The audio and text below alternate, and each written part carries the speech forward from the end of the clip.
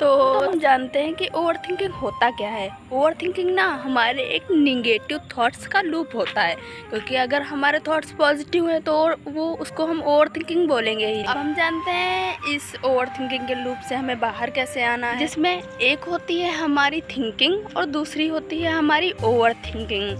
जैसे कि हमारे पास कोई एक प्रॉब्लम है, अब हमें उसका सलूशन ढूंढना है, हमने उसका एक सलूशन ढूंढ लिया, ठीक है, ये हो गई थिंकिंग। दूसरी तरफ होता है कि हमारे पास एक प्रॉब्लम है और उसके हमें ढेरों सारे हमारे पास सलूशन हैं, 10-20 सलूशन हमने ढूंढ लिए। तो यही होती है बस ओवर थिंकिंग। हम उन्हीं सारे सलूशन में कंफ्यूज हो जाएंगे फिर, और उन्हीं के बारे में हम बार बार सोचते रहेंगे कि हमें क्या करना चाहिए, क्या हमें ये देखना है कि हम इस ओवर थिंकिंग को कम कैसे करेंगे।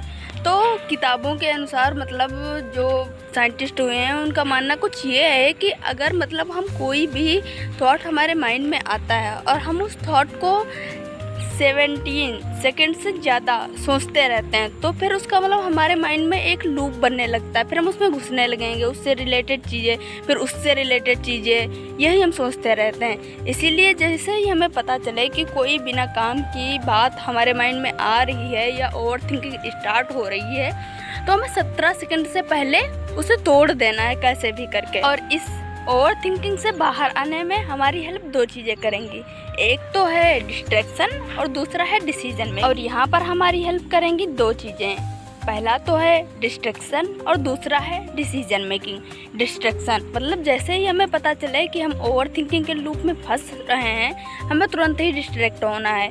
कोई भी काम करने लग जाओ, जैसे कि खेलने लगो, कुछ नहीं तो बर्तन ही धोने लगो, कोई मूवी देखने लगो, फ़ोन देखने लगो, मतलब कुछ भी करने लगो, तुम्हें डिस्ट्रैक्ट होना है कुछ भी करके तुरंत ही। कोई फिजिकल एक्टिविटी सबसे ज़्यादा तुम्हारे लिए आसान रहेगी, और या फिर मतलब भगवान का नाम लेना, ये सबसे ज़्यादा अच्छा रहता है।